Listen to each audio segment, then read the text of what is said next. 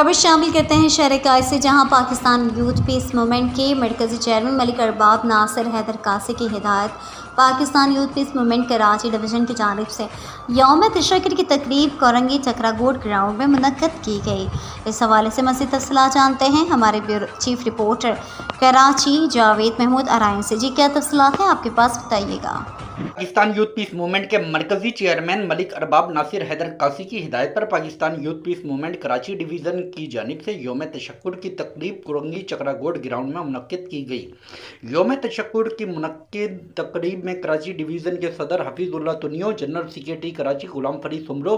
नायब सदर Karachi Yaseen Jagirani, joint secretary Karachi Gulzar Ahmed Jatoi, Sindh के general secretary Imtiaz Ahmed Junejo, legal adviser Sindh advocate Raza Hussain Shaikh, district Korangi के सदर बशीर अहमद अली और दीगर अहदेदारान व मेंबरान ने शिरकत की। पाकिस्तान यूथ पीस मूवमेंट के कराची डिवीज़न और सूबा सिंध के अहदेदारान की जानिब से यौम तशक्कुर के मौके पर केक काटा गया। पाकिस्तान यूथ पीस मूवमेंट के मरकजी चेयरमैन मलिक अरबाब नासिर हैदर कासी की ख़ुसूसी हिदायत पर